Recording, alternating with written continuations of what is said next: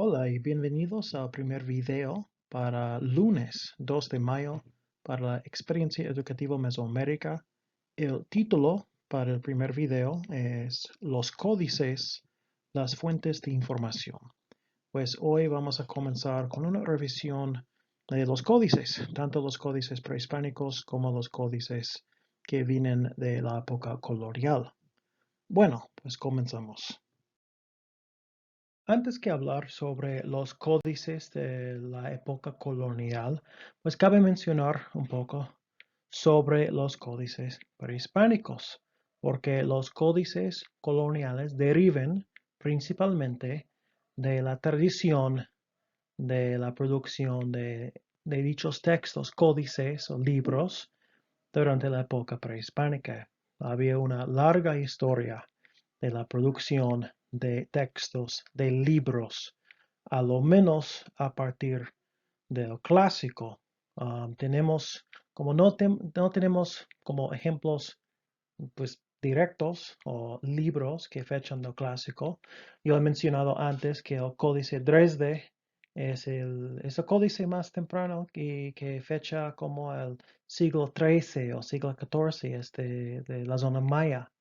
Pero tenemos mucha evidencia indirecta, herramientas asociadas con la producción de papel y también en un asentamiento sitio arqueológico, Seren, en El Salvador. Es como el, pues Seren o Joya de Seren, es su nombre completo. Pues se conoce como la Pompeya mesoamericana o la Pompeya de las Américas, porque pues por una erupción volcánica pues fue destruido o cubierto en una gran capa de ceniza y pues como fue como abandonado muy rápidamente por la actividad volcánica, una calidad y nivel de preservación que no se encuentra en otros asentamientos pues se encuentran muchos objetos en su lugar de uso y uno de los descubrimientos fue pues, fragmentos de códices, de libros que fechan del clásico.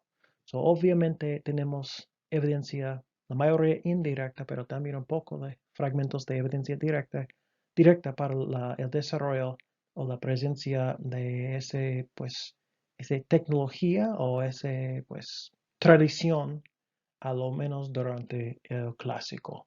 So, podemos decir que a lo menos cuenta con 1000 años, quizás probablemente más, de la producción de códices en Mesoamérica. Ustedes han visto esa diapositiva aquí antes, pero quiero destacar algunos puntos claves otra vez sobre los códices prehispánicos antes que empezar con los coloniales. So, estamos hablando sobre documentos, todos los documentos realizados por gente indígena antes de la conquista española. Tenemos ejemplos de la producción de códices en el Altiplano Central, como Anáhuac, la Valle de México, también Puebla, Tlaxcala. Tenemos ejemplos de la región de la Mixteca y de la zona maya. Pues obviamente es muy probable que, que hicieron códices en otras regiones también, pero tenemos tan pocas pues ejemplos que no podemos decir 100% seguro con evidencia directa que estaba en otras partes, pero es muy probable que esta tradición estaba en todas las partes de Mesoamérica durante la época prehispánica. Y ya sabemos que había una gran cantidad de códices. Eso era una producción. Había gente dedicada a la producción de códices como una especialización laboral, trabajo de tiempo completo. So fue algo importante. Pues los códices constituyen un testimonio del modo en que la gente indígena concebía el tiempo y la historia, pues hay códices que pues, tienen sus enfoques, códices sobre cosas más asociadas con cosmovisión, ritual, religión, el calendario, pero también la vida cotidiana, cuestiones económicas, políticas, de tributo, otros aspectos culturales, días importantes, comportamiento aceptable y no, pues incluye un poco de todo, generalmente. Y pues después de la conquista, pues obviamente la gran mayoría de los códices fueron destruidos por considerarlos una muestra de la idolatría indígena. Pues algunos como Bernal Díaz del Castillo, un conquistador que acompañaba a Cortés, pues habla sobre la biblioteca de Moctezuma, la gran cantidad de libros que tenía, códices. Pues obviamente la destrucción fue masiva, la destrucción de estas fuentes de información perdidas por las acciones de los españoles, pues también obviamente destruyeron como códices, libros, uh, figurillas, templos y pues mataron tantas personas también. Un intento muy fuerte para destruir las culturas y todos los aspectos de la vida de la gente de Mesoamérica. Y los códices, pues, una de las cosas destruidas casi completamente. Y como he mencionado antes, pues solo existen, o a lo menos ya sabemos que existen aproximadamente 17 a 19 códices prehispánicos hoy en día. Es muy posible que hay algunos pocos más en colecciones privadas o porque algunos de esos códices, como el Dresde y algunos otros, pues, pues los españoles o algunos otros, pues los llevaron a Europa en el siglo XVI y, y después se encuentran en una biblioteca o en, pues, en algún lugar escondido o guardado. Y eso ha pasado con algunos, que solo después de 2 siglos alguien descubre que, mira, eso parece algo de México, de Mesoamérica. Y después de un análisis por expertos determinan que, no, eso tiene es de origen prehispánica.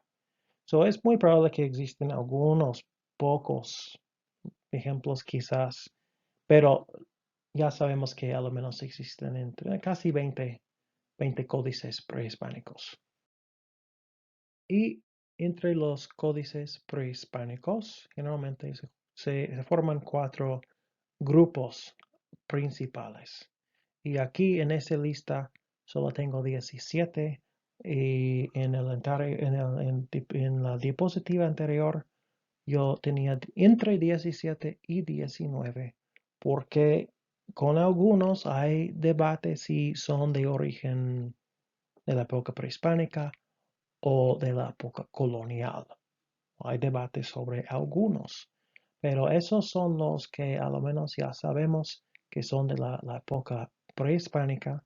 Como digo, 4 grupos generalmente asociados con su región de origen. Y los estilos que usan podemos usarlo para contextualizarlos geográficamente. Las normas en los diseños, los símbolos. ¿Y de qué trata? ¿De qué se tratan los códices? Porque el códice Nutal pues habla sobre la región mixteca y las ciudades y líderes y figuras mito-históricas. No está tan difícil para un experto a revisarlo y decir, no, eso probablemente proviene de la región de la Mixteca. So, tenemos un grupo de los códices mixtecos, algunos de códices mayas, incluye el Dresde, el más temprano, códices de mexicas, del Altiplano Central, pues específicamente del Valle de México, y el otro, los códices del grupo Borja. Y eso es un grupo no tan basado en la región, pero basado en los temas y los estilos. Muchos identifican como Puebla Tlaxcala como el probable origen de estos, el grupo Borja. Son 5 también. Y uno más que quiero hablar un poco más sobre uno de esos códices. es la matrícula de los tributos. Y eso es un caso interesante porque no es completamente de origen prehispánica. Tiene escritura náhuatl y pues todavía una forma de escribir náhuatl en la época prehispánica. Para escribir, utilizaron el alfabeto latino. Con eso tiene palabras en náhuatl, pero escrito utilizando ese sistema de escritura, indicando que a lo menos el producto final viene de la época colonial. Pero lo que yo entiendo es que la mayoría de los expertos que se enfocan en el estudio de códices dicen que pues, los dibujos, las imágenes pues, hechos en la época prehispánica es muy probable que fue un producto en el proceso de producción durante cuando llegaron los españoles, o era un producto final, pero los comentarios escritos en náhuatl hechos después para explicar las imágenes. De todas formas, el producto final con la escritura fecha entre como lo que han determinado entre la conquista y 1530, solo unos hasta 10 años después de la conquista. El producto final es una mezcla de la base prehispánica con comentarios inmediatamente después de la conquista, explicando lo que estaba pasando en las imágenes. Aquí podemos ver dos ejemplos de códices prehispánicos, específicamente dos páginas, cada una de códices diferentes. Al lado izquierdo podemos ver una página del códice Nuttall. El códice Nuttall lleva el nombre Nuttall por Celia Nuttall, que hizo mucho análisis sobre este documento, pero el códice viene de la Mixteca. La región conocida como la Mixteca es uno de esos códices que forman el grupo de los códices mixtecos.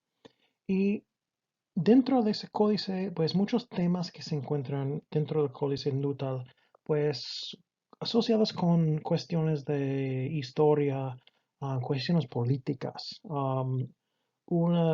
Quizás figura principal de que sale en Códice Nuttall es el gran líder o héroe mito histórico Ocho Venado de Tilotongo.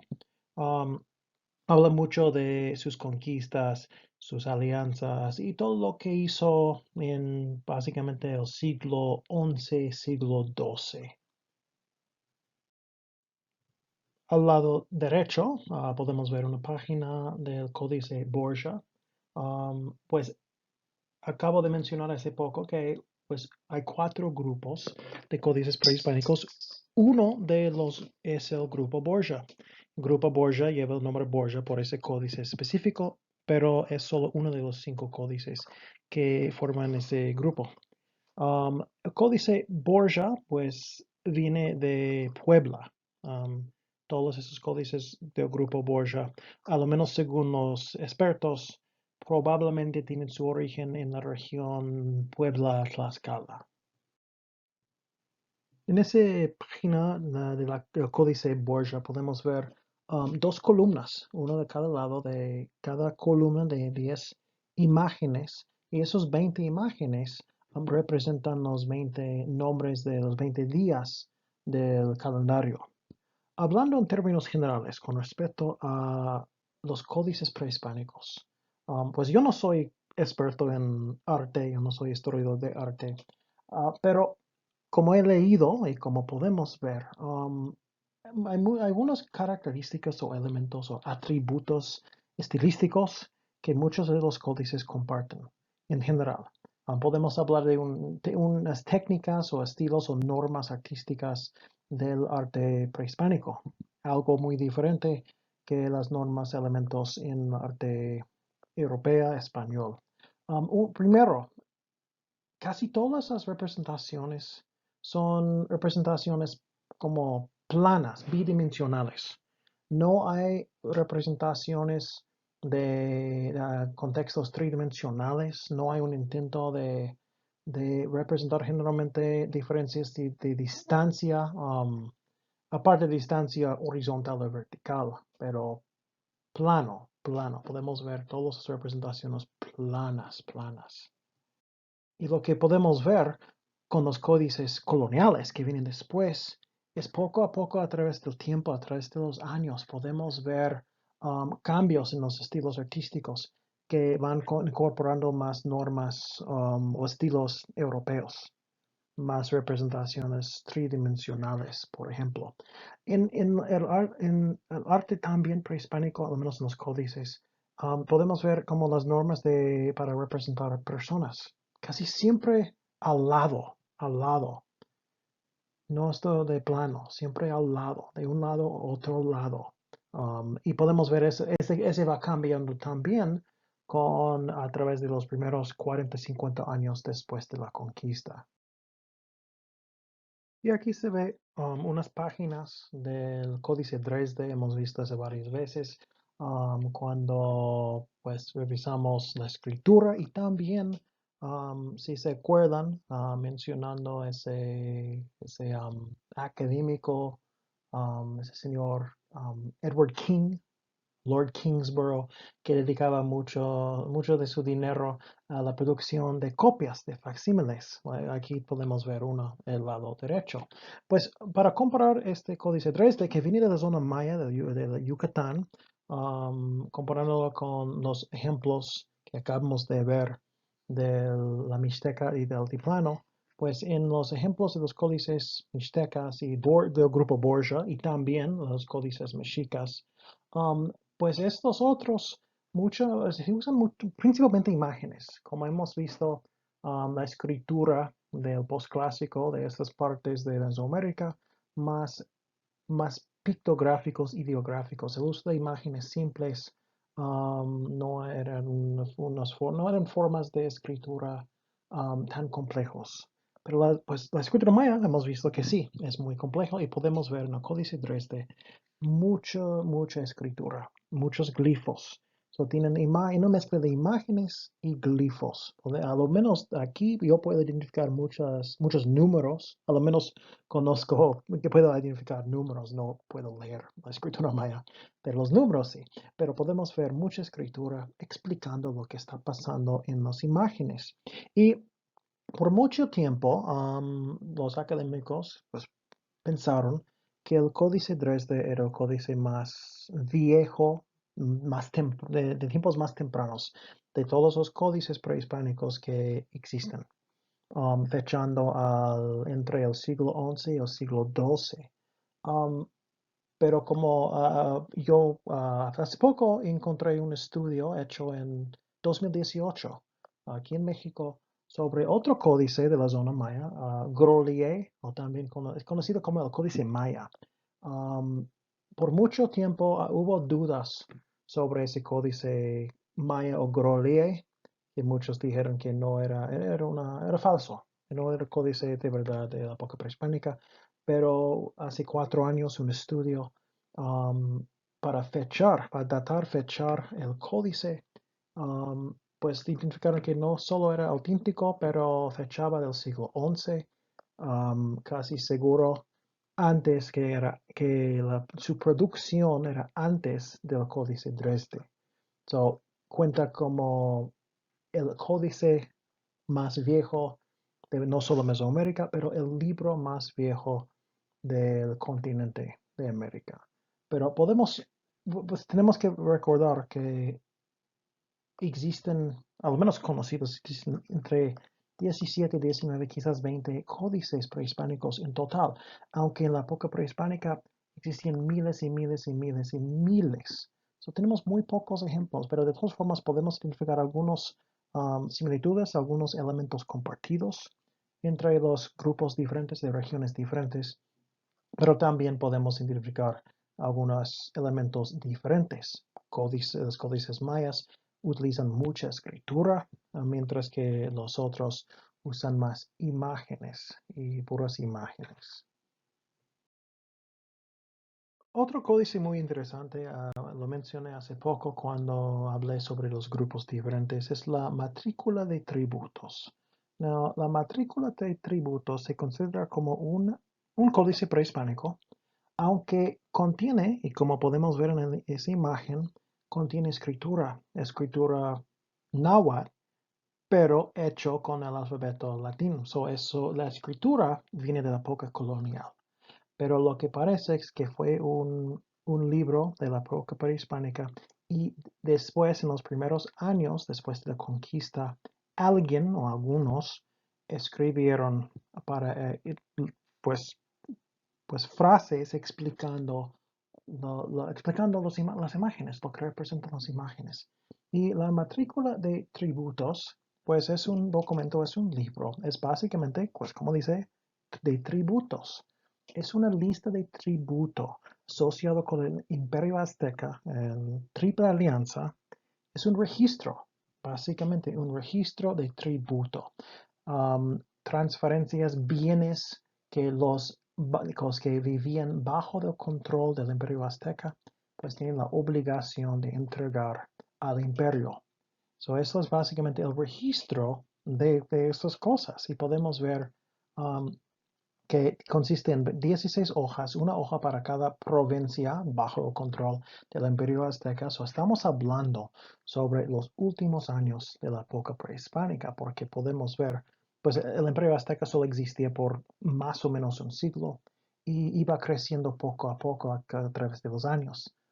Con la lista de provincias que identificadas como bajo el control, podemos determinar que se habla de los últimos quizás 20 años de la época prehispánica, cuando el tamaño del imperio azteca era masivo, muy, muy, muy grande.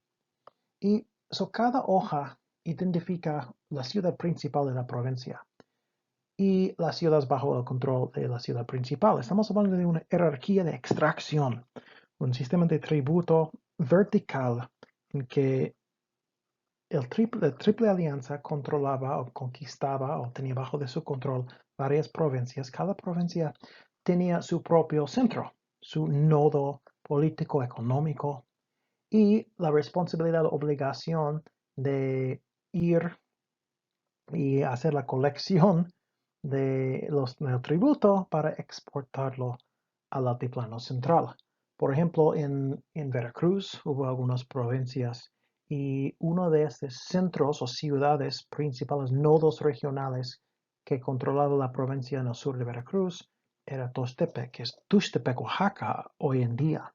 Pero eso era una de esas ciudades principales responsables para todo ese sistema de tributo dentro de su provincia.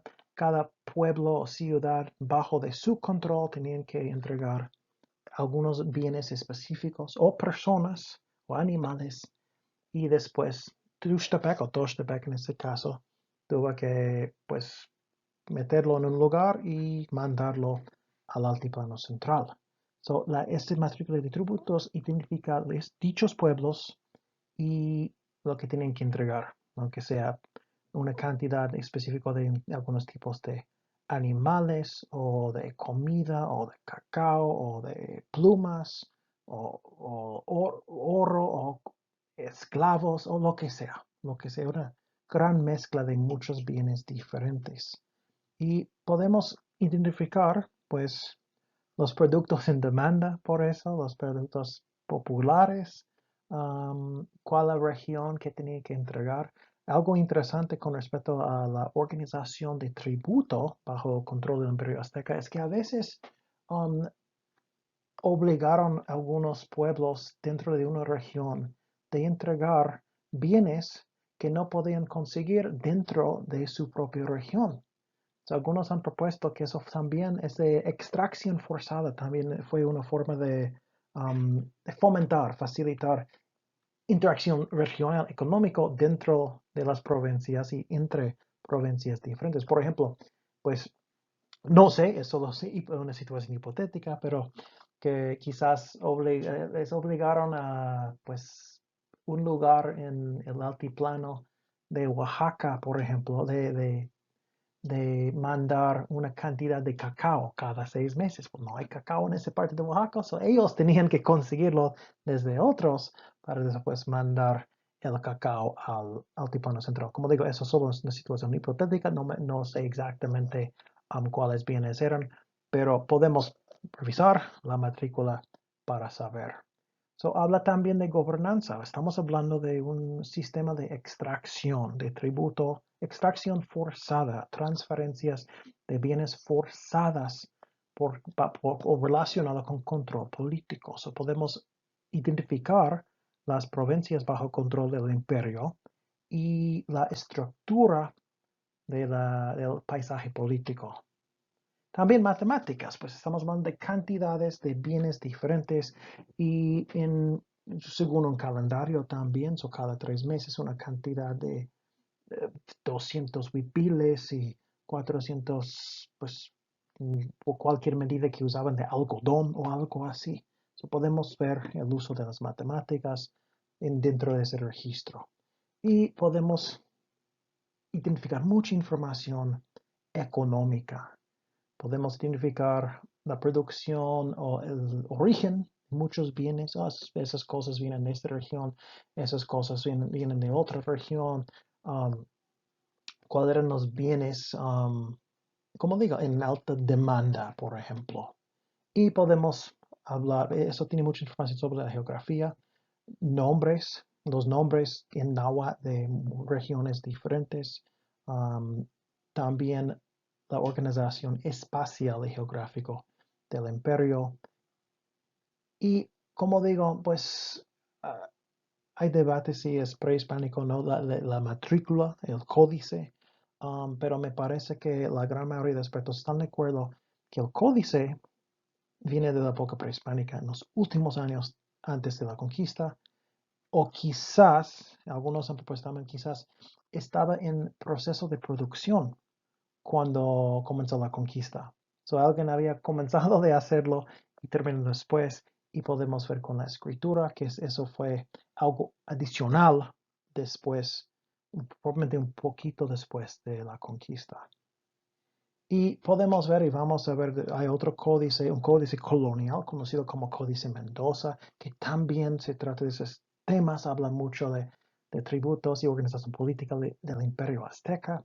Y parece que el Códice Mendoza, que hecho unos, no me acuerdo, en 20, 30 años después de la conquista, parece que en algunos casos alguien tenía acceso a la matrícula de tributos y estaba básicamente copiando algunas partes en un libro nuevo. Eso es algo medio común que podemos ver entre algunos códices de la época colonial, que parece que 2 o 3 códices hablan del mismo evento o los mismos temas, y a veces parece que uno es una copia de otra, y en otros casos parece que 2 o 3 códices tienen partes que todos copias de otro códice que no tenemos hoy en día. Y pues, como digo, pues hubo mucha producción de libros, de códices en muchas partes de Mesoamérica. Tenemos evidencia directa por el uso de códices en la zona maya, en la Mixteca, en el Altiplano Central, que incluye el Valle de México, Puebla y Tlaxcala. Pero tenemos otras formas más indirectas, las herramientas utilizadas para hacer papel, por ejemplo. Se encuentran en muchas partes, no solo de la zona maya, en otras partes del Altiplano Central, pero en algunas otras regiones también. Es muy probable que la producción de códices era muy amplia, y por muchos años estamos hablando de probablemente al menos 1000 años asociado con la producción de libros. Y pues una lástima que solo tenemos 18, 19, 20 códices prehispánicos que existen hasta hoy en día. Y todo eso se acabó, como hemos visto, con la conquista, con que generalmente usamos la fecha de 1521 para el fin de la época prehispánica, aunque los españoles llegaron unos años antes, asociado con, pues, la conquista y la caída del Imperio Azteca. Y toda esa reorganización, destrucción de todos los sistemas políticos, económicos y sociales, culturales de la gente indígena por parte de los españoles, despoblación. Hemos visto esto, muchos cambios, la llegada de la iglesia cristiana, a lo que después Nueva España, nuevas ciudades. Un ejemplo que yo proporcioné hace como un mes es la ciudad de Puebla y Cholula. Cholula era el centro prehispánico, una ciudad grandote. Y en vez de seguir utilizando Cholula como el centro rector de la región, los españoles construyeron la ciudad de Puebla por una razón para quitar ese poder e influencia de Cholula, asociado con pues, los grupos prehispánicos, los grupos de origen prehispánico. Y pues sistemas de esclavitud y asociado con todo esto, una de las cosas o los resultados de la conquista, hablando de los códices, es la destrucción de la gran mayoría por parte de los españoles, tanto por el gobierno como la iglesia, por ser para destruir básicamente las culturas indígenas y también desde la perspectiva de la iglesia, pues esos eran, según ellos, cosas del diablo y no eran cosas cristianos, era como cultos, religiones falsos, todo esto para justificar esa gran destrucción de todo, de todo.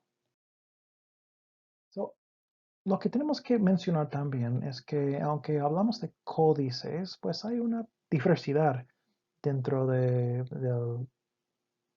la categoría conocida como códice.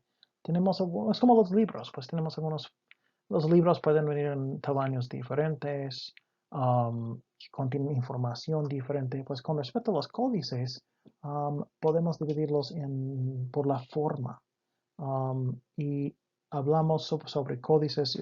Cuando yo estaba en el posgrado, primer año de posgrado, yo tuve la oportunidad de tomar un curso impartido por la doctora Emily Umberger, una de las es historiadora de arte, enfocada en arte azteca. Ha publicado sobre la piedra Sol, la piedra de Tizoc, análisis de códices. Y en esa clase ella tenía facsímiles, copias como de alta calidad de algunos códices. Y si yo digo códice, pero ella nos dijo, no, eso es un rollo, eso es un lienzo, eso se llama tira. Tenemos algunas categorías y solo para revisarlos rápidamente, podemos hablar de una tira, un manuscrito pintado o dibujado sobre una tira larga, más o menos estrecha, compuesta por hojas de papel amate o piel de venado. Esto es el formato más importante, dice aquí, pues varios de los otros formatos derivan de este. Podemos ver entre los códices prehispánicos y los códices coloniales, que a veces eran hechos con papel, a veces hechos con piel, en varios casos piel de venado, y la organización de las hojas a veces es un poco diferente. A veces, pues, la información, las imágenes se dividen en hojas diferentes y a veces es un rollo muy largo, como podemos ver aquí. Biombo, un manuscrito pintado en una tira y plegado a la manera de un acordeón. Yo me acuerdo que ese maestro tenía uno de esos y sí, pues es como un acordeón, básicamente, para abrirlo.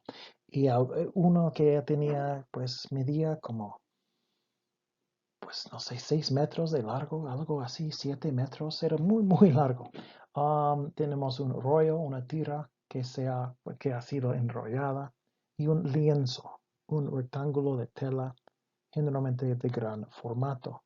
Aunque hablamos de códices en generales, pues hay formas diferentes, tecnologías diferentes, materiales diferentes involucrados en su producción. So, pues como digo, tenemos pocos códices de la época prehispánica, pero tenemos muchos más códices coloniales, la mayoría que fechan del primer siglo después de la conquista, pues muchos que yo he visto y he leído sobre estos fechan del siglo XVI. Estamos hablando de libros o manuscritos que tienen esas formas diferentes, como acabamos de ver. Hojas largas, plegadas, generalmente también seguían utilizando los materiales disponibles en las regiones. Muchos de dichos códices coloniales vienen del Altiplano Central, aunque también tenemos varios informes, registros, reportes de otras regiones como el occidente de Michoacán, por ejemplo, y Oaxaca. Pero muchos de los códices más famosos vienen no solo del Altiplano Central, pero del Valle de México, porque pues Tenochtitlán seguía siendo el centro de Nueva España, el capital, el centro demográfico, y ahí es donde pues los españoles establecieron su nuevo centro. Y por eso pues mucho contacto entre los españoles, la gente indígena, y mucha producción de códices ahí. So, siguen utilizando piel de venado, papel de amate o de maguey o varias otras cosas. Y podemos ver en los códices coloniales generalmente una mezcla de imágenes y texto.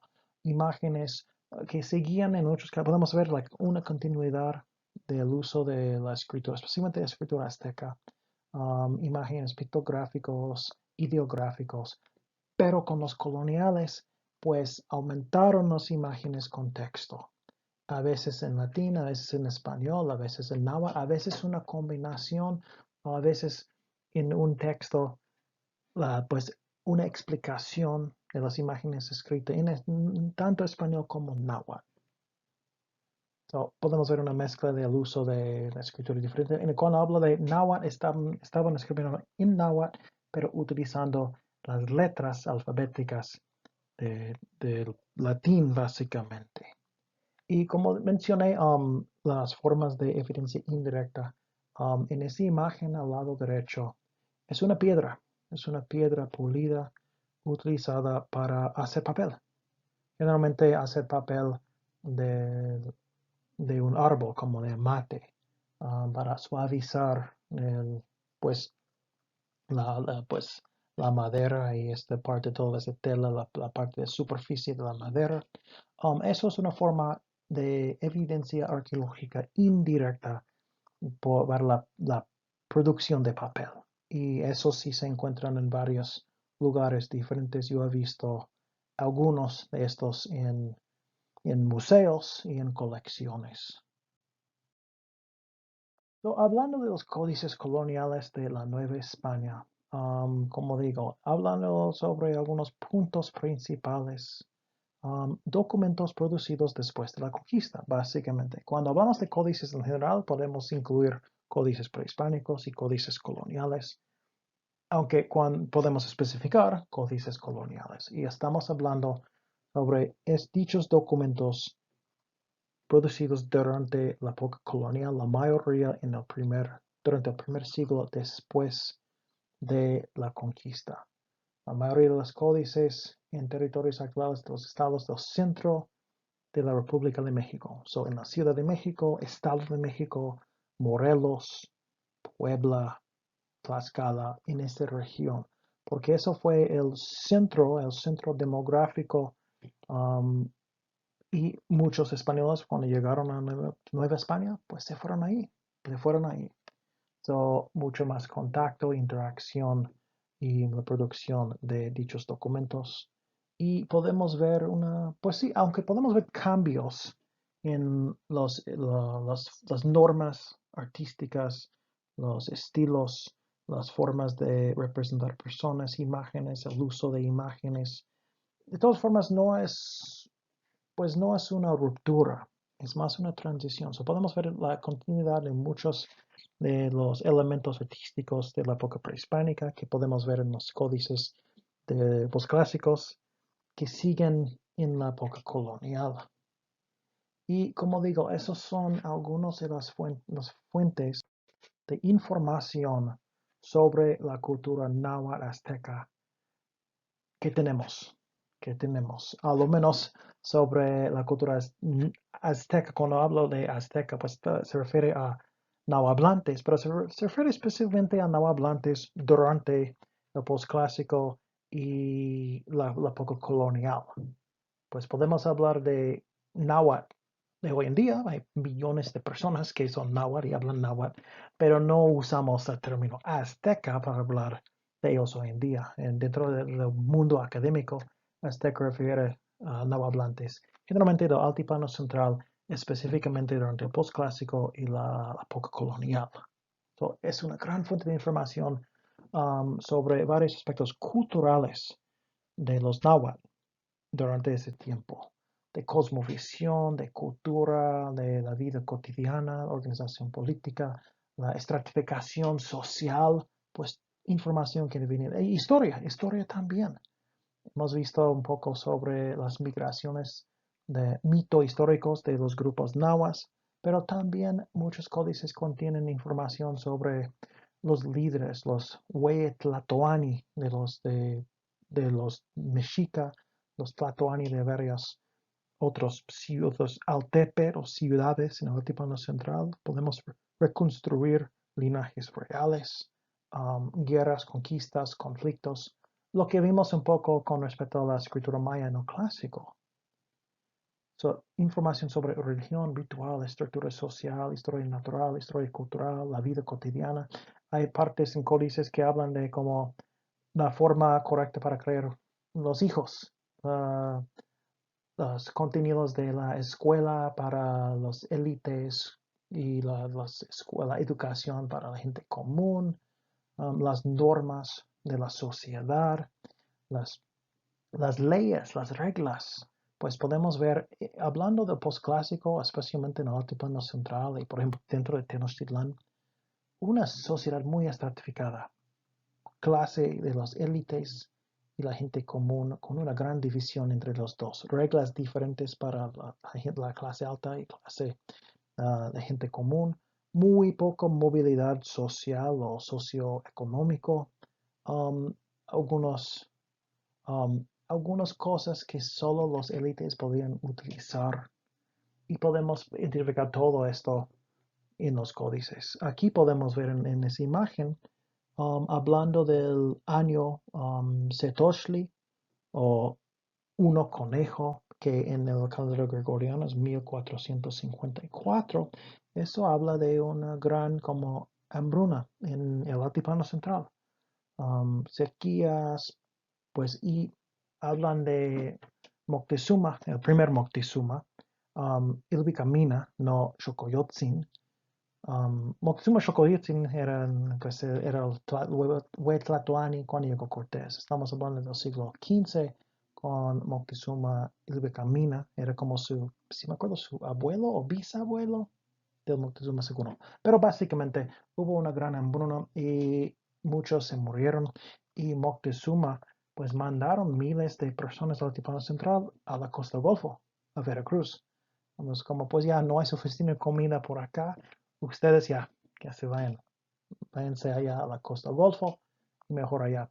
Y podemos identificar arqueológicamente y etnohistóricamente esos, pues los descendientes de esos grupos que se fueron a la costa del Golfo, porque podemos ver la llegada de gente de nahuatlantes en la costa del Golfo asociado con este evento específico.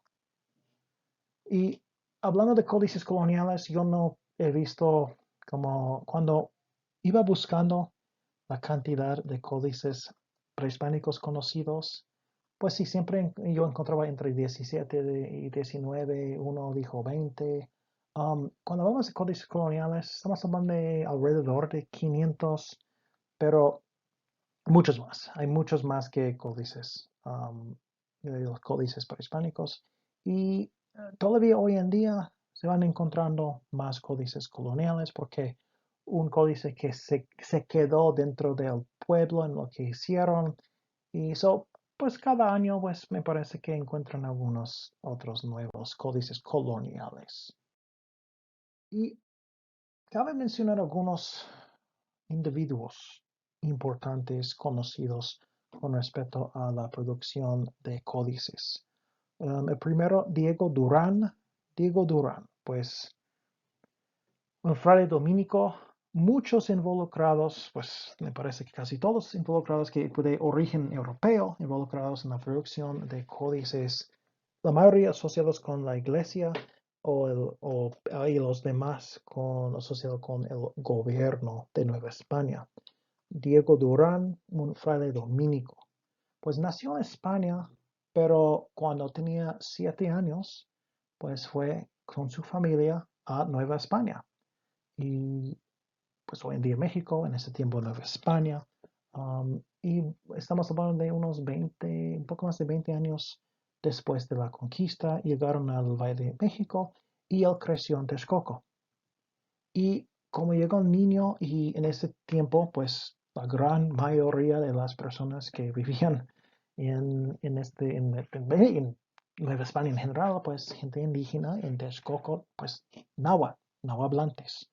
Texcoco era uno de los 3 miembros del Imperio Azteca, el Triple Alianza. Pues triple por 3, Tenochtitlan, Tlacopan y Texcoco.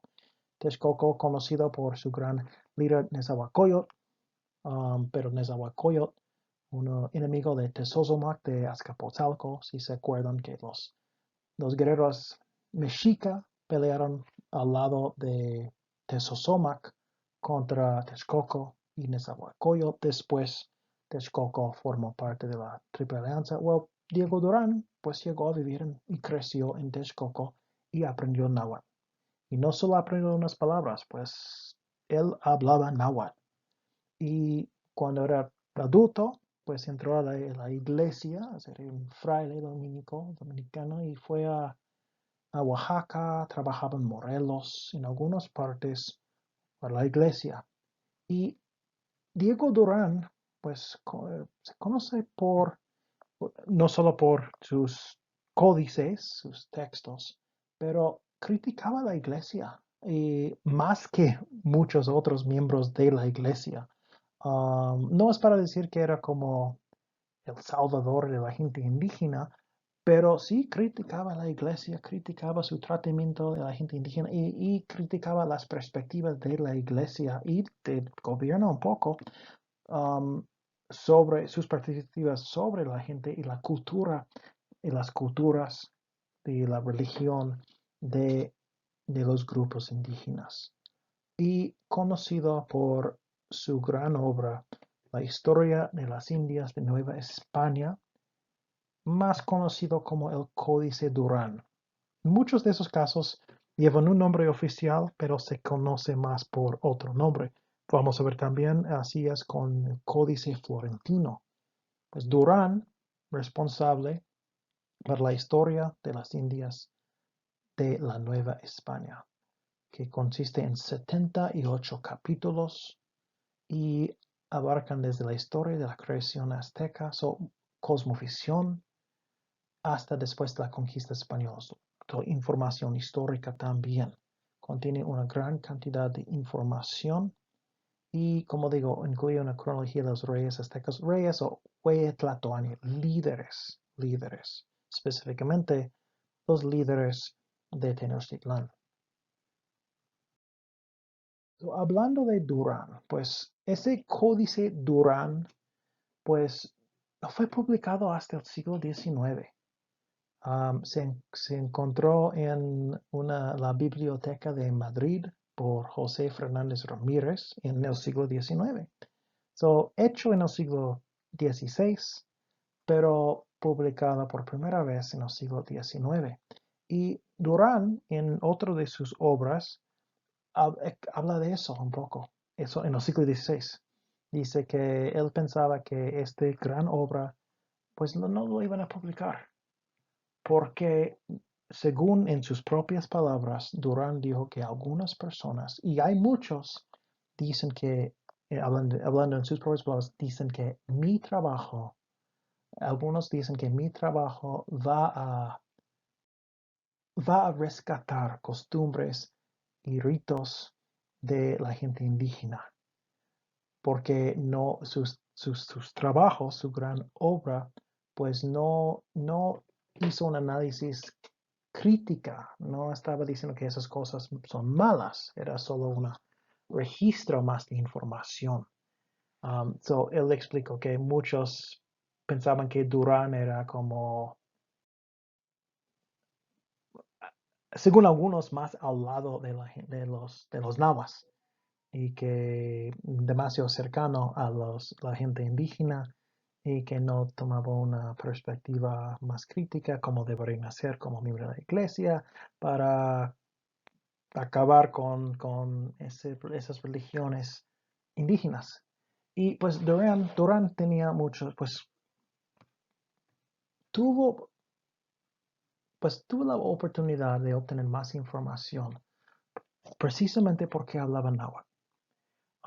Muchos otros miembros de la iglesia tuvieron que aprender náhuatl, pero hablaron más o menos.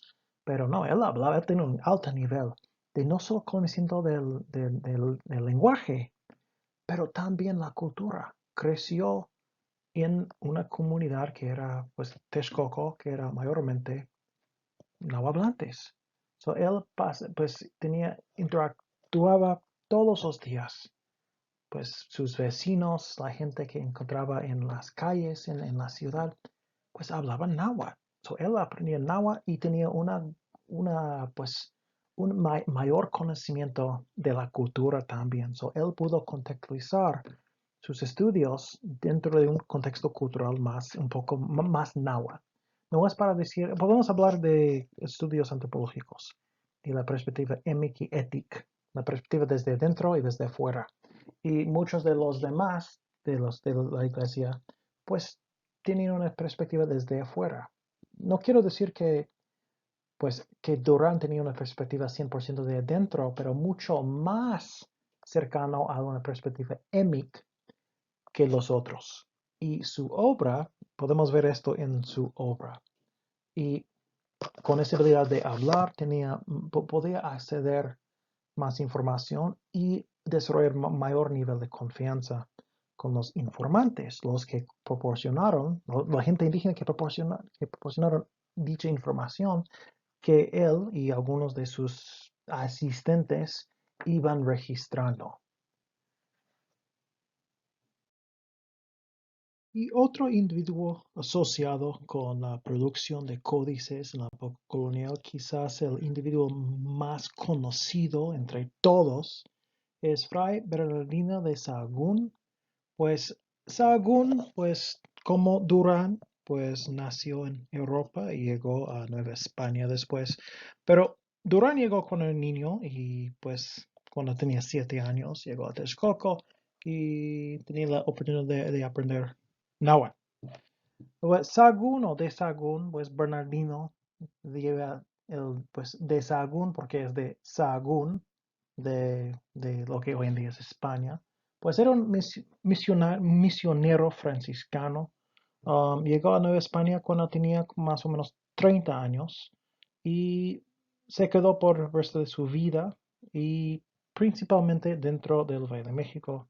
Primero a Tlamanalco, después llegando a Xochimilco, trabajando allí por la iglesia y al final a Tlatelolco. Y Tlatelolco pues era como la ciudad gemela de Tenochtitlán. Ambas ocupaban la isla en el lago de Texcoco. En el principio, Tlatelolco y Tenochtitlán eran básicamente dos Altepetl o ciudades autónomas, independientes, aunque ambos eran ciudades de los mexicas. Y en el siglo XV, si me acuerdo bien, 1470, y no me acuerdo el año exactamente, pero básicamente hubo una guerra civil entre Tenochtitlán y Tlatelolco. Tenochtitlán ganó y Tlatelolco se quedó más o menos bajo control de Tenochtitlán. Tlatelolco también conocido para su famoso tianguis, el mercado más grande de Mesoamérica, básicamente. Se menciona eso en algunos de la historia de la verdadera historia de la conquista de Nueva España, o hablan de una visita por los españoles a ese mercado enorme de Tlatelolco. Hoy en día se encuentra la Plaza de las Tres Culturas ahí. Ahí trabajaba el fray Bernardino de Sahagún, específicamente en como pues un trabajo como maestro, enfocado en la instrucción académica y religiosa de jóvenes nahuas, de nahuatlantes, específicamente hijos de la nobleza, hijos de las élites, o conocido como Pipiltín. Y Sahagún en el principio llegó y tenía sus alumnos y a través de los años sus alumnos se convirtieron en exalumnos y algunos siguen trabajando con Sahagún en sus como pues asistentes, informantes en las investigaciones sobre la lengua, el lenguaje náhuatl y la cultura náhuatl. Hicieron una recopilación de datos enorme, un registro de información a través de muchos años, trabajando principalmente con nahuablantes, sus alumnos y exalumnos. Y pues es el autor principal de muchas obras hechos en náhuatl, español y latín. Cabe mencionar que pues algunas de sus obras y su obra más famosa, pues Sahagún no lo hizo solo, era pues, un trabajo colaborativo, pero él con muchos de sus, como voy a decir, asistentes, discípulos, exalumnos, aunque lleva su nombre, el producto. Y ese producto, su gran obra, aunque pues Sahagún responsable para varios libros, pues su obra, La historia general de las cosas de Nueva España, más conocido como el Códice Florentino, pues se considera como uno de los documentos más importantes, más valiosos para la reconstrucción de la historia del México antiguo, hablando de principalmente el Altiplano Central pues y los siglos antes de la conquista y los primeros años después de la conquista. Y muchos pues consideran esta obra como uno de los primeros, quizás el primer estudio etnográfico del continente de América.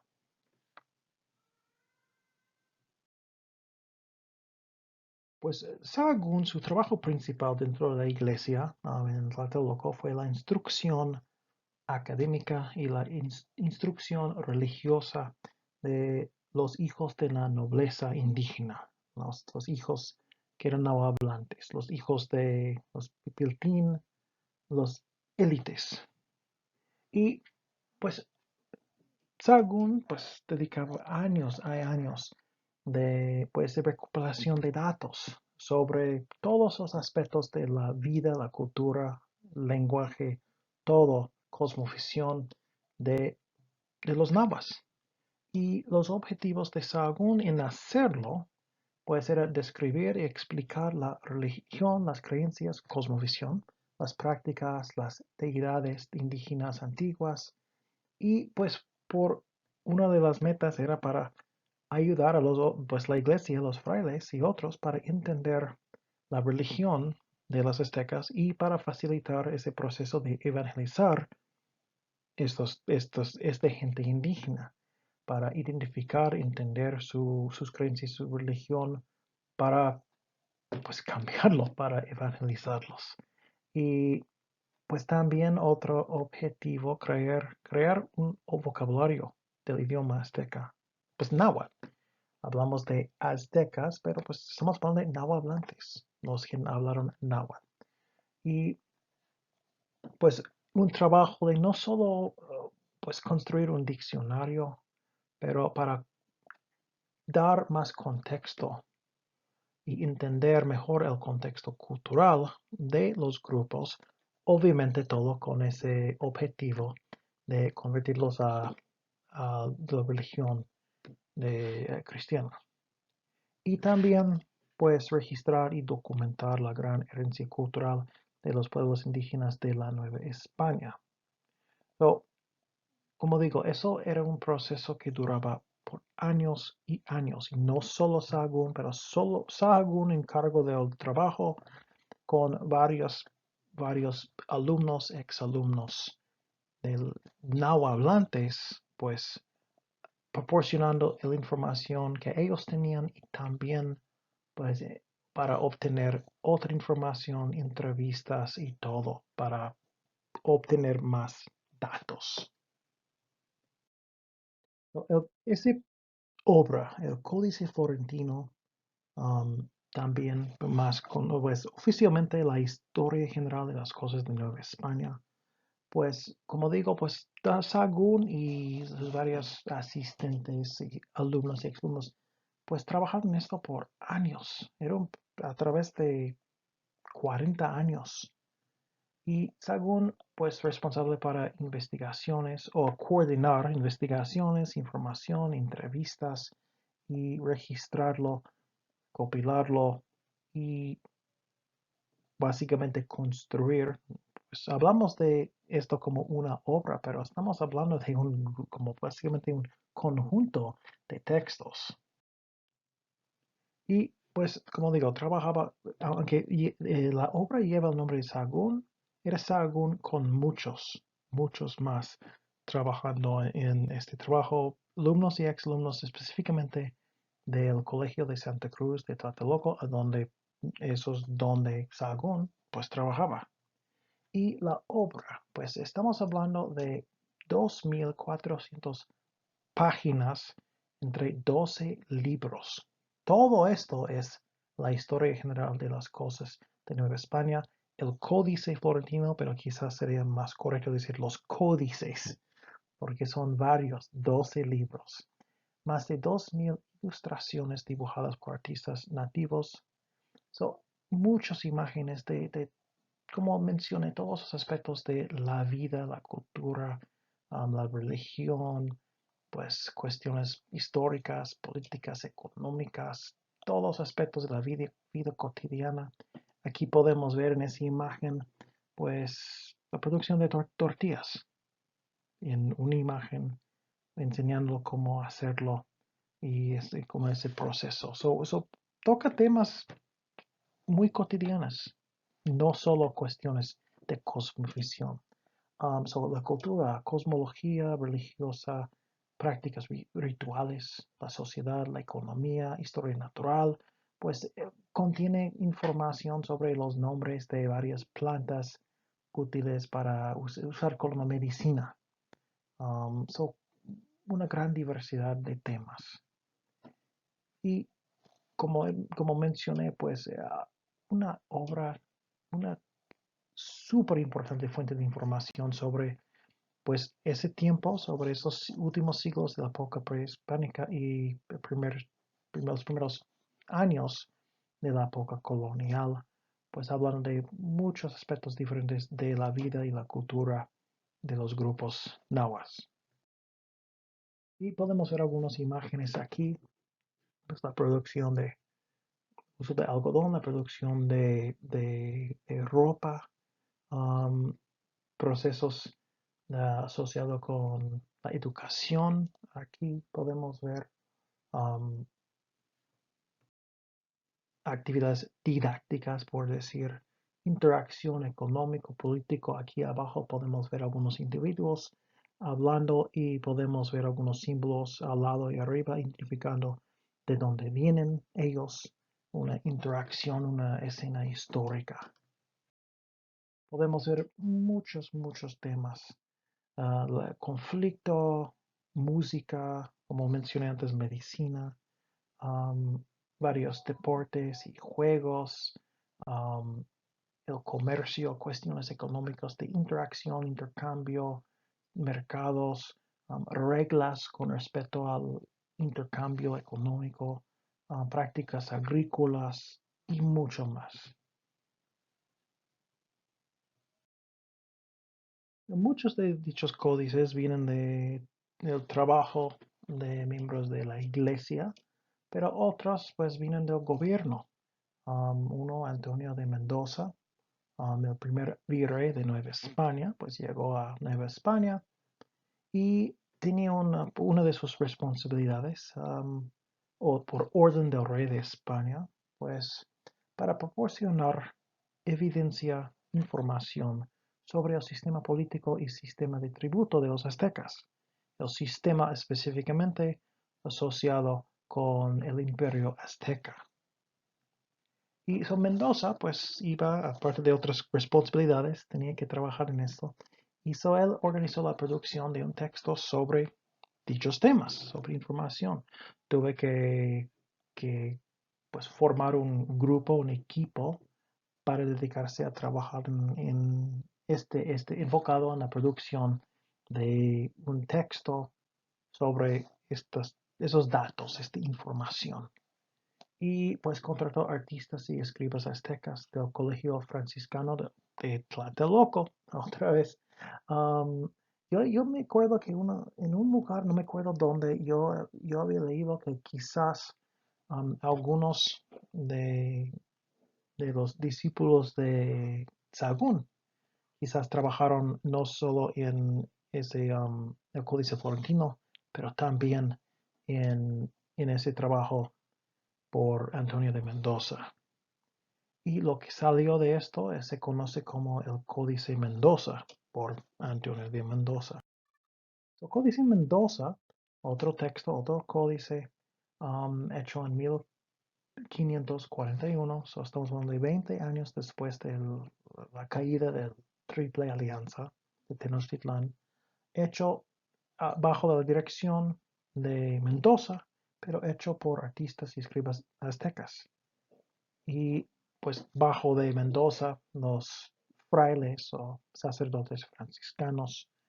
Y el producto viene de las manos de los nahuas, de los nahuablantes, proporcionando información sobre político y organización y tributo y información histórica, um, pues responsables para las imágenes, las representaciones visuales de dicha información y la escritura. Podemos ver en esa imagen que hay mucha escritura explicando lo que está pasando en las imágenes, los involucrados, quiénes pues, están involucrados y qué está pasando.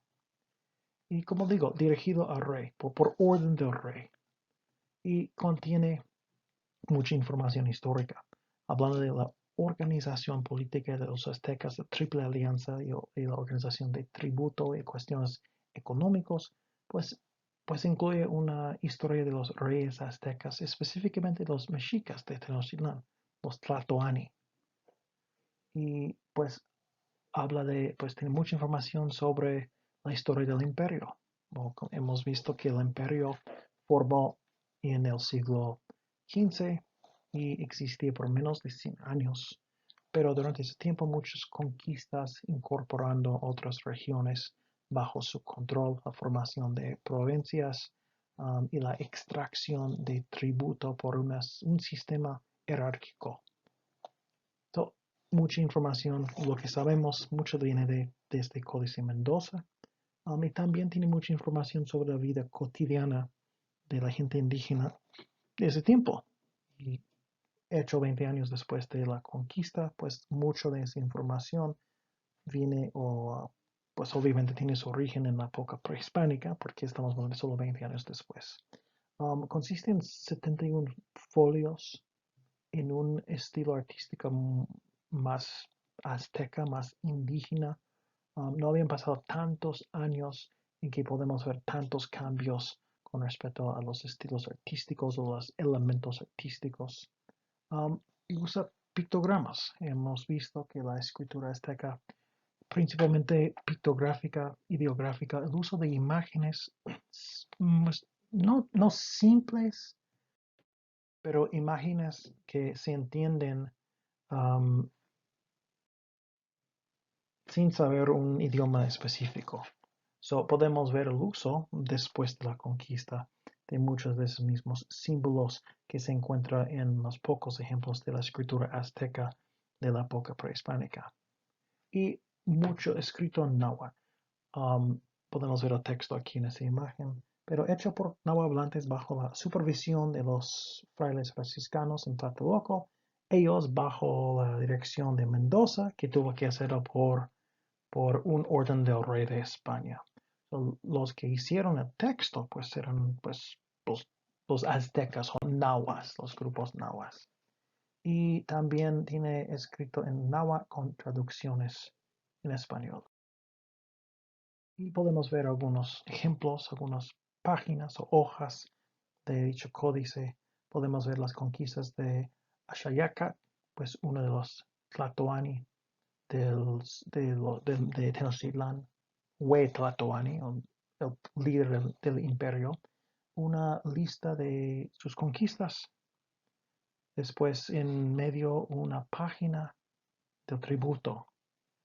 Y en este caso, con el registro de tributo, muchos especialistas han identificado muchos elementos muy similares, casi iguales, entre ese códice Mendoza y la matrícula de tributos, lo que sugiere que a lo menos durante la producción de ese texto tenían acceso a la matrícula de tributos, porque en algunos casos son básicamente copias de algunas páginas de la matrícula de tributos. Eso implica que se basó la información aquí que contiene el Códice Mendoza, pues viene de la matrícula, especialmente con respecto a tributo, obviamente. Y habla de conquistas, la guerra, pero también estrategias militares, el ejército, etc. Contiene mucha información y pues por orden del rey, pues el rey quería información sobre la organización política del Imperio Azteca, su historia, cuestiones de tributo y pues aquí está. Yo he mencionado que podemos ver algunos elementos compartidos, elementos artísticos, estilísticos, con respecto a los símbolos, la forma de representar personas, etc. Y podemos ver cambios con respecto a esas normas o elementos. Poco a poco, después de la conquista, la adopción de más elementos artísticos desde el estilo Europa y va cambiando poco a poco. Podemos ver esos cambios comparando códices. Aquí, dos ejemplos de dos códices prehispánicos hechos antes de la llegada de los españoles, con algunos hechos en los primeros 20 años después de la conquista y otros hechos varios años después. Podemos ver dos páginas aquí. Como mencioné antes, pues la representación de las personas siempre prefiere al lado, un lado a otro lado, nunca desde enfrente o atrás. Eso es súper común en la forma de representar personas, de dibujar, pintar personas. Como digo, también las imágenes bidimensionales, dos dimensiones, no tenemos representaciones tridimensionales. Podemos ver distancias horizontales o verticales, pero no tiene para decir que profundidad. Y estos son dos aquí podemos ver de la época prehispánica. Ambos ejemplos aquí vienen de códices del grupo Borja de Puebla, Tlaxcala. Aquí podemos ver dos ejemplos de códices de la época colonial, de los primeros 20 y 30 años de la época colonial. Acabamos de ver algo sobre el Códice Mendoza. Aquí una hoja del códice del lado izquierdo, hecho en 1541. Y el otro códice del Reino Remensis. Ese códice, pues, tiene mucha información sobre los sistemas calendáricos, Xiuhpohualli y el Tonopowali. Xiuhpohualli, el calendario solar, 365 días, y el Tonopowali, el calendario, conocido como el calendario ritual, de 260 días. Otra sección que tiene mucha información histórica. El punto aquí es que podemos ver que esos documentos, esos códices, conservan muchos de los elementos artísticos asociados con el arte prehispánica. Las representaciones todavía de las personas al lado. Pero podemos ver un poco de algunos cambios. Las representaciones de las personas son más realistas, proporciones más realistas, más parecidas a personas de verdad, la morfología del cuerpo. Podemos ver que van incorporando algunos elementos y estilos artísticos más europeos. Podemos ver una un estilo híbrido, pero poco a poco la arte va cambiando. Y después llegamos a dos ejemplos de códices después, unos 20, 30 años más después de esos códices. Los dos de los códices que hemos visto hoy y dos de los códices más conocidos. El Códice Florentino de Sahagún y Códice Durán de Durán.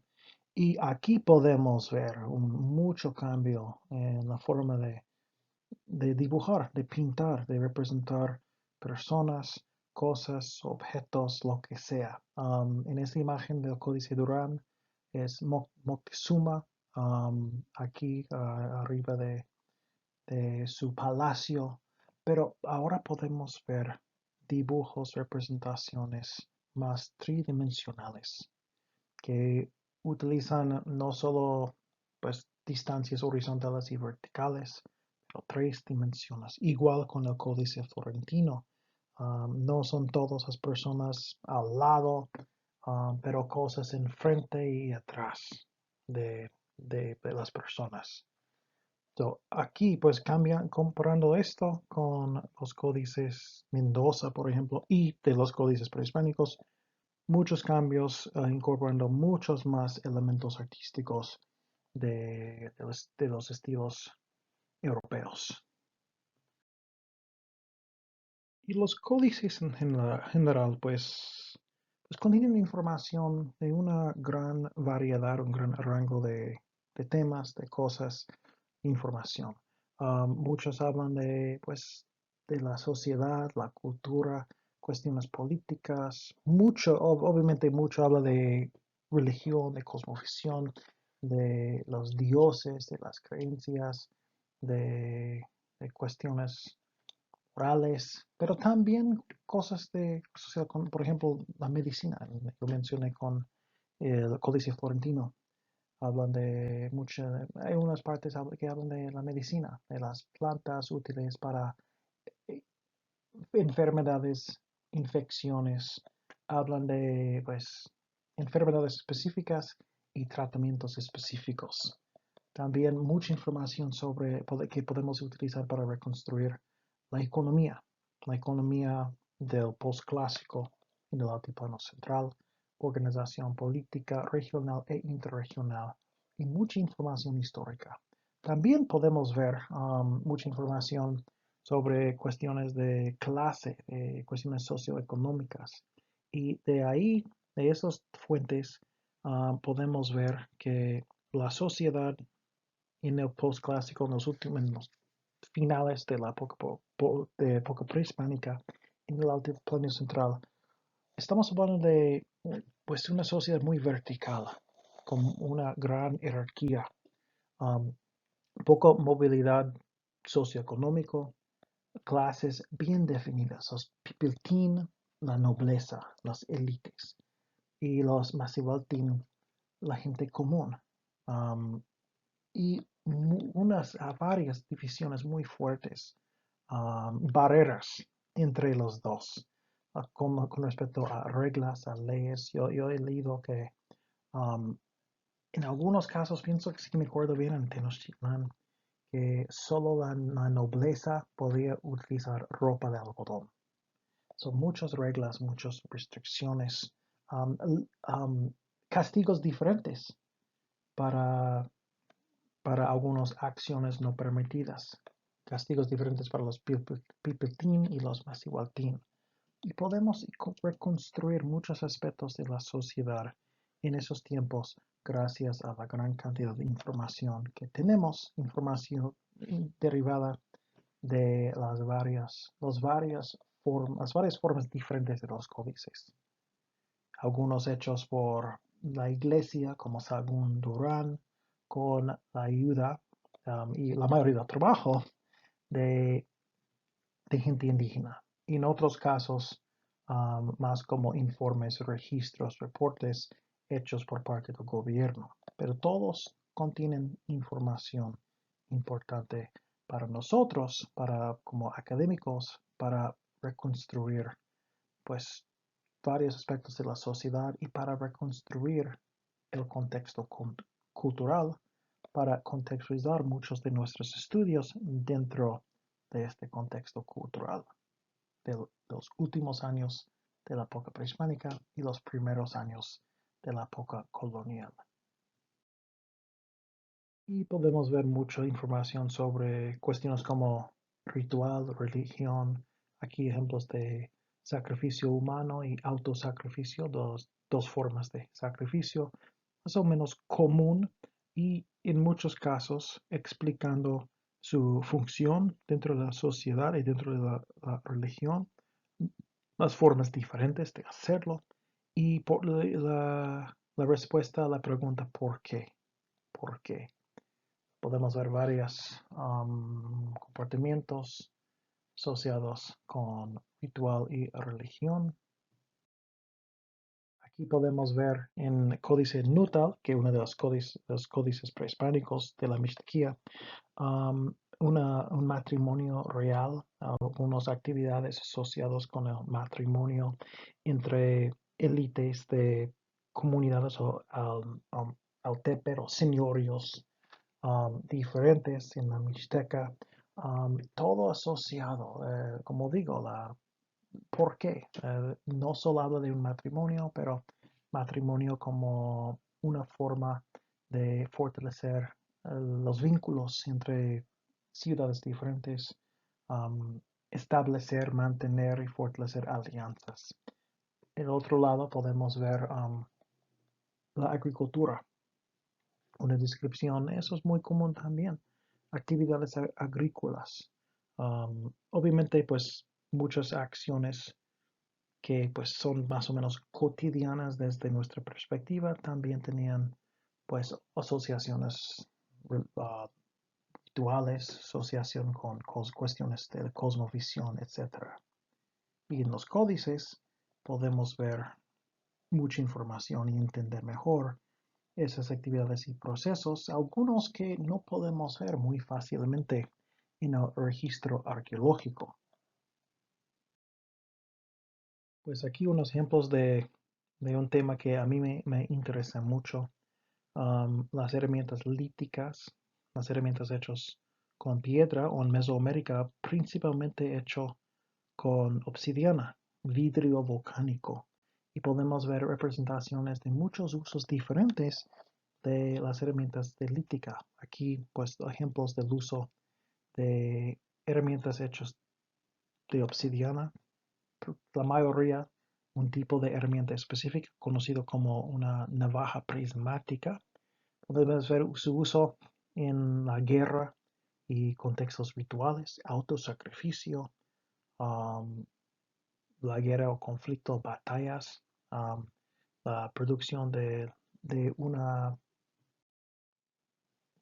arma conocido como macuahuitl. Es básicamente una espada con obsidiana, una espada de madera con obsidiana alrededor, generalmente fragmentos o pedazos de navajas prismáticas. Pero también podemos usar o ver su uso en actividades cotidianas, cortar el cabello, afeitarse, pues también esos son cosas que nos interesan y no solo las cosas o las actividades religiosas y militarísticas. Dentro de los códices se encuentra mucha información sobre la educación, lo que los niños tienen que aprender, los procesos didácticos de aprendizaje, enseñanza. Ya sabemos que muchas ciudades, especialmente las ciudades más grandes, los Altepe, los ciudades-estados, pues dividieron en barrios, o como se llama, como Calpulli, y dentro de que pues hubo escuelas, escuelas para los hijos de la gente común del Poxcali, se llaman las escuelas, y también hubo escuelas para los hijos de las élites de la nobleza. Podemos ver su organización desde la perspectiva de escala, organización y la división de sistemas de educación asociado con cuestiones de estatus socioeconómico o clase. Tenemos mucha información histórica gracias a los códices. Información que hemos visto en hace varias semanas. um, los orígenes de los náhuatl hablantes, los grupos náhuatl, hablando sobre sus migraciones y su llegada al altiplano central, pero también hemos visto información, hemos visto cuando revisamos el postclásico, um, la situación política en los finales del postclásico medio, principios del postclásico tardío, en el Valle de México, Azcapotzalco, contra Texcoco, Tezozomoc, pues Zahualcóyotl, el uso de guerreros mexica en ese conflicto después del que Tezozomoc falleció en 1426, básicamente una guerra civil entre sus dos hijos. Pues sabemos todo eso por los códices. Ahí vienen esos datos. Y aquí es un ejemplo que podemos ver todos los líderes de los mexicas de Tenochtitlán, desde la fundación de la ciudad hasta la conquista y muerte de Cuauhtémoc. Y lo que podemos ver es como desde el orden diacrónico de los líderes, cómo se llamaban, cuándo nacieron. Podemos ver, hablando de estos individuos, podemos ver Itzcoatl. So, Itzcoatl, el primer líder del imperio, porque Chimalpopoca pues se murió más o menos cuando se murió Tezozomoc en Azcapotzalco, y eso comenzó esa guerra y el resultado de esto fue la formación de Triple Alianza, primer Hueyetlatoani de Triple Alianza, Itzcoatl. Y Itzcoatl, pues Coatl viene de la palabra de serpiente, Itz, obsidiana, serpiente de obsidiana, pues se llama.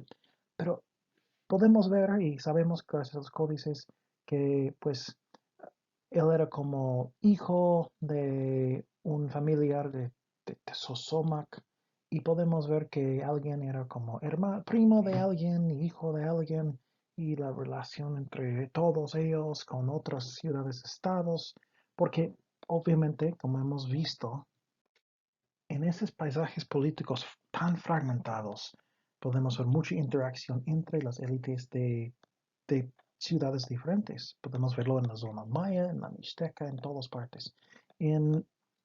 Con el postclásico, eso es cuando podemos ver el desarrollo de esta organización política. Um, las ciudades-estados, los Altepet, y mucha interacción entre élites de diferentes Altepet, uno con otro. La formación de alianzas es una forma muy común para construir y mantener y fortalecer alianzas entre ciudades diferentes, los matrimonios reales, y muchos de estos individuos que podemos ver aquí y muchos más, productos de estos matrimonios reales entre ciudades-estados diferentes. O en algunos casos, un líder es el hijo de la hermana de un líder de Culhuacán, y el hijo, el primo de la familia real de Texcoco. So podemos ver todo eso gracias a los códices, y aquí es la lista de todos los líderes de los mexicas, los primeros antes de la formación del imperio: Acamapichtli, Huitzilopochtli, Chimalpopoca, y después los Hueyetlatoani, los líderes de Tenochtitlán, pero también los principales líderes del imperio: Itzcoatl, Xayacatl, Moctezuma o Moctezuma, Ilhuicamina, Huizot, y todos. So, mucha información, y podemos reconstruir todo el paisaje político en los últimos siglos de la época prehispánica, especialmente en el altiplano central, porque la mayoría de los códices coloniales vienen de ahí. Y asociado con los líderes diferentes del imperio azteca, los Huetlatoani, ya sabemos mucho sobre sus conquistas. ¿Qué hicieron cuando eran líderes? Pues Moctezuma llegó a conquistar mucho de la costa del Golfo y podemos ver que lo que hicieron cada uno. Ashayaka intentó conquistar el Imperio Tarasco y no tuvo mucho éxito, pero ya sabemos todo eso, ya conquistaron esto en este año y después hubo una rebelión y pues Moctezuma tuvo que mandar el ejército otra vez para conquistar una región de nuevo. So ya tenemos toda esta información muy importante para entender lo que estaba pasando en los últimos siglos de la época postclásico y el contexto cultural, el contexto político, el contexto económico en que pues yo como un arqueólogo y nosotros como arqueólogos podemos contextualizar nuestros descubrimientos y registros e información dentro de ese contexto más detallado. Otra categoría que se encuentra dentro de esa categoría general de códices, pues es algo que se conoce como las relaciones geográficas, um, hechos por parte del gobierno principalmente, y no solo de Nueva España, pero otras partes del continente bajo controles de España. Um, Cuestionarios largos y detallados pues podemos considerarlos como encuestas, informes, reportes, algo así. Muchos con muchas preguntas sobre varios aspectos de una región. Y lo hicieron específicamente dentro de estos 6 años, bajo la dirección del rey Felipe de España. Lo hicieron en todas partes de Nueva España y en otras partes fuera de Nueva España, como digo, pero bajo control de España, porque pues España llegó a controlar la mayoría del continente, no solo lo que era Mesoamérica, pero Suramérica también. Y pues nos mandaron a cada región y ciudades principales dentro de cada región, en este caso estamos hablando de Nueva España. ¿Y por qué? Pues para obtener información sobre todos los aspectos de cada región.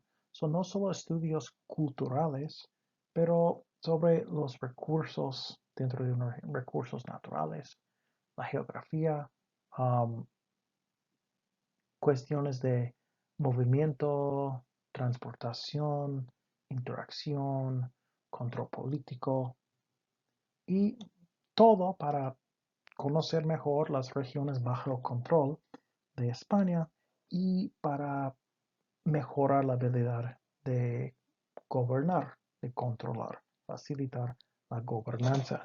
Pero quizás podemos decir como una consecuencia no entendido es que esos también sirven como hoy en día como fuentes muy importantes de información, porque podemos identificar, hablan de, por ejemplo, una ciudad o un pueblo que hoy en día no existe, y habla de su ubicación, está bajo el control de esta ciudad principal, y a veces podemos vincular um, descubrimientos arqueológicos con información que se encuentra en las relaciones geográficas. Y como muchos de los códices, pues se hicieron en el Altiplano Central. Para otras regiones, pues la gran mayoría de la información etnohistórico que tenemos para, por ejemplo, Michoacán, el occidente, pues la información viene de las relaciones geográficas, porque no tenemos algo parecido al Códice Florentino, Códice Durán, para varias otras regiones de México, lo que era Mesoamérica. Y las relaciones geográficas, pues, incluyen muchos mapas, imágenes, pues son estudios sobre regiones. So, muchos datos geográficos, muchos datos sobre el paisaje, la topografía general, um, y todo esto, una mezcla de información en muchos tipos diferentes dentro de regiones no conocidas o poco conocidas por parte del gobierno de Nueva España. Y algunos ejemplos de páginas de algunas relaciones. Una de las, cuando yo he hablado sobre el occidente, específicamente Michoacán, y información etnohistórico sobre el imperio Tarasco. A veces, ahora, hoy en día a veces se dice más como el imperio Purépecha, pero generalmente sigue utilizando el nombre Imperio Tarasco. Michoacán, su centro de control en la cuenca del lago de Pátzcuaro. Mucha información sobre los líderes del dicho imperio y la formación del imperio entre algunas ciudades, estados dentro de esa cuenca, viene de algunas relaciones. La relación de Michoacán es una gran fuente de información pues sobre el occidente en la época, los primeros 50 años de la época colonial. Pero tenemos muchos para pues, Puebla, para Guerrero, para Oaxaca, y muchas otras partes. Como digo, ya sabemos mucho sobre el altiplano central, mucho sobre los grupos de nahuatlantes, porque muchos códices pues son de ahí. Pero hablando de Oaxaca, por ejemplo, hablando del occidente, hablando de la costa del Golfo, pues no tenemos tantos códices así y esos son otras fuentes importantes de información para reconstruir um, todo ese contexto sociopolítico cultural en los finales de la época prehispánica, el primer siglo de la época colonial. Bueno, eso es todo para el primer video sobre los códices. Como digo, eso es solo un tour muy breve y muy general. Hay muchísimos códices, um, algunos pocos de la época prehispánica, muchos más de la época colonial. Hay varias que se encuentran como, al menos como, pues copias digitales en línea, algunos pues copias completas que puedes pasar por cada folio de un códice revisando las imágenes y también pues muchos especialistas, muchos académicos pues básicamente dedican como toda su carrera profesional al estudio y revisión de códices, porque con estos datos muchos van reconstruyendo toda esa cosmovisión de, por ejemplo, de los nahuatlantes del siglo XVI, algo así. Bueno, pues eso es, como digo, todo para el primer video, pero hay otro video número 2, que por favor si pueden entrar a verlo también. Bueno, muchas gracias.